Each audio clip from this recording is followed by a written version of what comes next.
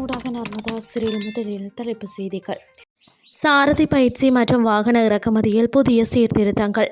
நாட்டில் மீண்டும் தட்டம்மை நோய் பரவும் அபாயம், சுகாதார அமைச்சு எச்சரிக்கை. ஈரானுக்கு நேரடி அழைப்பு விடுத்த டொனால்ட் ட்ரம்ப். இனி விரிவான செய்திகள். இலங்கையில் வீதி விபத்துக்கள் காரணமாக வருடாந்தம் 2700க்கும் அதிகமானோர் உயிரிழப்பதாக போக்குவரத்து அமைச்சர் பிமல் ரத்நாயக்க கவலை வெளியிட்டுள்ளார்.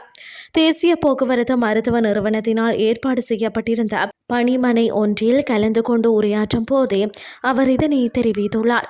தேசிய போக்குவரத்து பாதுகாப்பு திட்டத்தினூடாக எதிர்வரும் 2029ஆம் ஆண்டிற்குள் வீதி விபத்து மரணங்களை பாரிய அளவில் குறைப்பதே அரசாங்கத்தின் இலக்காகும். சுமார் 53% விபத்துகளுக்கு சாரதிகளின் நடத்தையே பிரதான காரணமாக அமைகிறது. விபத்துகளுடன் தொடர்புடைய சாரதிகளில் 15% முதல் 18% வரையானோர் போதைப்பொருள் பாவனையுடன் தொடர்புடையவர்கள் என தெரிய வந்துள்ளது. வீதி பாதுகாப்பை உறுதிப்படுத்தும் நோக்கில் சாரதிகளுக்கான மேம்படுத்தப்பட்ட பயிற்சி, தரப்படுத்தப்பட்ட பேருந்து சேவைகள் மற்றும் வாகன இறக்குமதிகளை முறைப்படுத்துதல் போன்ற சீர்திருத்தங்கள் முன்னெடுக்கப்பட உள்ளன. நாட்டில் தட்டம்மை நோய் இருப்பதாக சந்தேகிக்கப்படும் எந்தவொரு நிகழ்வையும் உடனடியாக தெரிவிக்குமாறு வைத்திய நிபுணர்களுக்கு சுகாதார அமைச்சு அறிவுறுத்தியுள்ளது.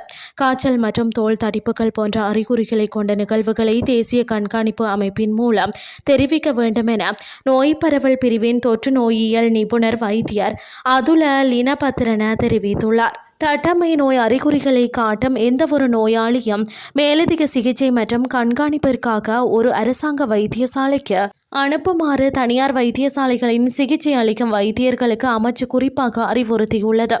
நோய் பரவுவதை தடுப்பதற்கு தடுப்பூசியே மிகவும் பயனுள்ள வழியாக உள்ளது என்று சுகாதார அதிகாரிகள் வலியுறுத்தியுள்ளனர்.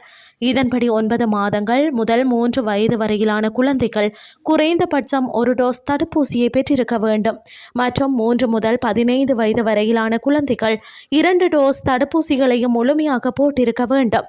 மேலும் பெற்றோர்கள் தங்களுக்கோ அல்லது தங்கள் குழந்தைகளுக்கோ காய்ச்சலுடன் தோல் தடிப்புகள் ஏற்பட்டால் உடனடியாக வைத்திய உதவியை நாடுமாறு பொதுமக்கள் அறிவுறுத்தப்படுகிறார்கள். கடந்த ஆண்டு ஜனவரி மாதத்திற்கு பிறகு தட்டம்மை நோயாளிகள் கண்டறியப்படுவது இதுவே முதல் முறையாகும் என சுகாதார அமைச்சு தெரிவித்துள்ளது. இனி வெளிநாட்டு செய்திகள். இரு நாடுகளுக்கும் இடையே நிலவும் போரை முடிவுக்கு கொண்டு வர பேச்சுவார்த்தை நடத்த ஈரான் விரும்பினால் அவர்கள் அமெரிக்காவை தொடர்பு கொள்ளலாம் என ஜனாதிபதி டொனால்ட் ட்ரம்ப் தெரிவித்துள்ளார். சர்வதேச ஊடகம் ஒன்றிற்கு வழங்கிய நேர்காணல் ஒன்றில் அவர் இதனை தெரிவித்துள்ளார். இது தொடர்பில் அவர் மேலும் தெரிவிக்கையில், அவர்கள் பேச விரும்பினால் எங்களிடம் வரலாம் அல்லது எங்களை அழைக்கலாம் என குறிப்பிட்டுள்ளார்.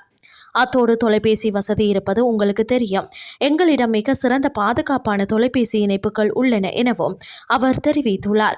ஈரானுடனான போர் மிக விரைவில் முடிவுக்கு வரும் எனவும் அதில் அமெரிக்காவே வெற்றியாளராக திகழும் என்றும் ட்ரம்ப் இதன்போது நம்பிக்கை தெரிவித்துள்ளார்.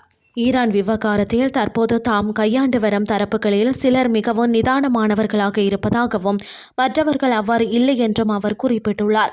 எவ்வாறாயினும் தற்போதைய நெருக்கடியான சூழலில் ஈரான் புத்திசாலித்தனமாக செயல்படும் என்றுதான் நம்புவதாகவும் ட்ரம்ப் மேலும் தெரிவித்துள்ளார். ஈரானிய வெளியுறவு அமைச்சர் பாகிஸ்தான் மூலமாக தனது நிலைப்பாடுகளை தெரிவித்துள்ள நிலையில் ட்ரம்பின் இந்த நேரடி அழைப்பு முக்கியத்துவம் வாய்ந்ததாக பார்க்கப்படுகின்றமை குறிப்பிடத்தக்கது. இத்துடன் செய்திகள் யாவும் நிறைவடைகின்றது. அடுத்த காலை 8:30க்கு எதிர்பாருங்கள். நன்றி.